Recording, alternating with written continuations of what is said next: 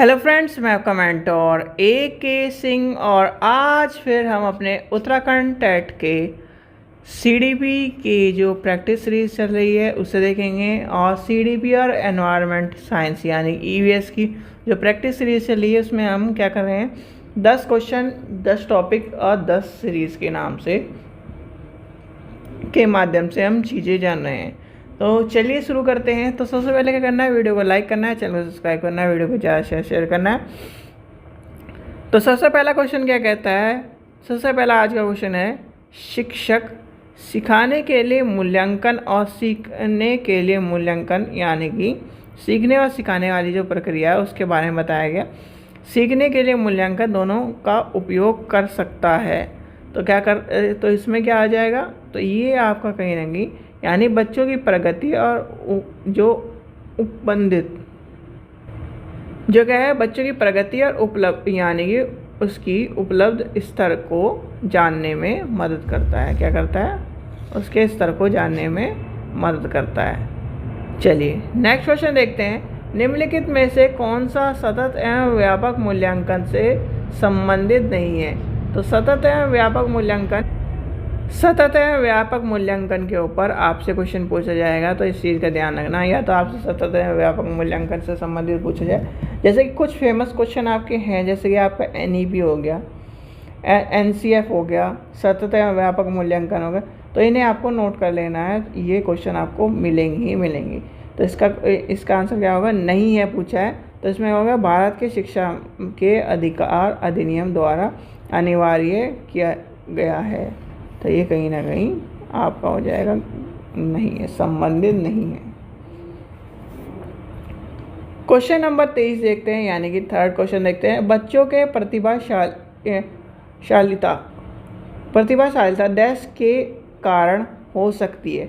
तो किसका है, यानी कि इसका आंसर आपको मैंने बताया था, जहाँ पर भी आपको आनुवांशिकता और वातावरणता के कहीं ना कहीं चीज़ें दिखाई दे वो आपका हो जाएगा आनुवांशिकता और वातावरण। ठीक है, चलिए आगे चलते हैं। क्वेश्चन नंबर 27 देखते हैं। सामाजिक आर्थिक रूप से वंचित पृष्ठभूमि से आने वाले बच्चों को कक्षा में यानी कक्षा के माहौल की आवश्यकता होनी चाहिए। तो कक्षा के माहौल की आवश्यकता होनी चाहिए, उन्हें कहीं ना कहीं सांस्कृतिक और भाषा ज्ञान को महत्व देते हैं और उनका उपयोग करते हैं। तो यानी कि ऑप्शन नंबर हो जाएगा 3।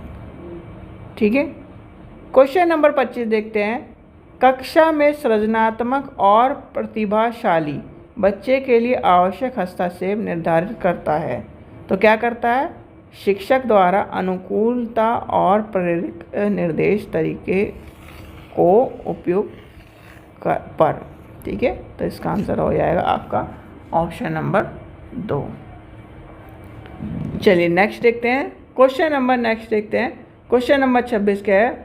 अति संवेदनशील बच्चे को सीखने में मदद करने के लिए निम्नलिखित में से कौन सा तरीका उपयुक्त तरीका नहीं है। नहीं है पूछा है, तो पहले हम नहीं है पर अंडरलाइन करेंगे।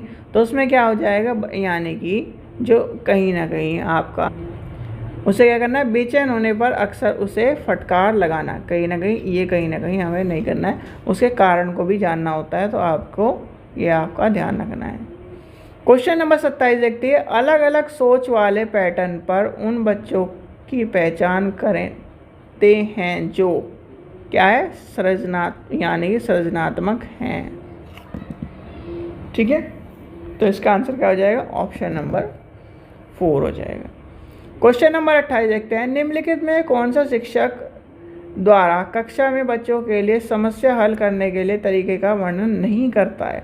तो क्या कर रहा है, नहीं करता है, कर सकता है या नहीं करता है। तो आपको इसका आंसर क्या हो जाएगा, इसका आंसर हो जाएगा, इसका आंसर पहला ही बस यहाँ पहला आ जाएगा, अभिसरण उत्तर वाले प्रश्न, यानी कि ऑप्शन नंबर पहला। ठीक है, क्योंकि सारे के सारे पॉजिटिव आंसर हैं। क्वेश्चन नंबर 29 देखते हैं। निम्नलिखित में कौन सा एक संवेग है। तो संवेग आपको पता है, डर, भय, ये सारे क्या होते हैं, संवेग होते हैं। ठीक है, स्मृति, ध्यान, ये आपके कहीं ना कहीं ये चीज़ नहीं, डर हो गया, भय हो गया, ये आपके कहीं ना कहीं संवेग हैं।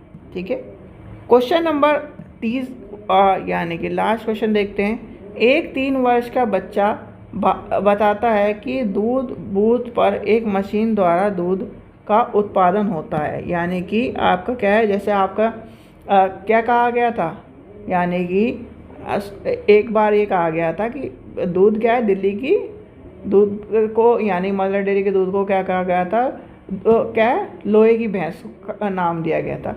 तो वो क्या है, कहीं ना कहीं आपने देखा होगा कि जो बूथ हैं यानी कि मदर डेयरी के हो गए और कहीं ना कहीं जो बड़े बड़े जो कंपनी है उनके बूथ जो हैं वो क्या है, वहाँ पर क्या है आप पैसे डालिए या फिर अपना क्या है वो कार्ड यूज़ करिए, आपको दूध मिल जाता है। तो वो बात कही गई है। तो क्या निम्नलिखित में कौन से यानी कि निम्नलिखित में कौन से बच्चे की समझ को सबसे अच्छा स्पष्टीकरण करता है। भाई वो क्या है, उसने कहीं ना कहीं जब क्या है बच्चे का जवाब दूध के बूथ से दूध खरीदने के अपने अनुभव को अनुभव करता है। क्या करा उसने, भाई जाके देखा कि यहाँ पर क्या है दूध तो क्या है बूथ पे मिलता है, और आप क्या है बच्चा क्या है कोरी से रेट के सामान है, भाई उसने क्या है पहली बार उसने देख लिया तो कि दूध यहाँ से निकलता है गाय।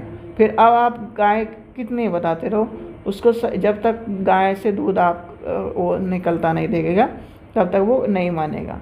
ठीक है, तो ये आपको क्या करना है, संकल्पनाओं के बारे में भी आपको पता होना चाहिए। ठीक है बच्चों, आशा करता हूँ आपको वीडियो पसंद आई होगी। वीडियो पसंद आई तो लाइक करें, चैनल को सब्सक्राइब करें और ज़्यादा से ज़्यादा शेयर करें। और इस चीज़ का ध्यान रखें जब आप आंसर को चुनें तो आंसर पॉजिटिव के तौर पर चुनना है केवल, और यानी कि जो नेगेटिव टैग वर्ड्स हैं उससे बचना है। टैग वर्ड्स आपको मैंने सारे करवाए हुए हैं। ठीक है बच्चों, थैंक यू।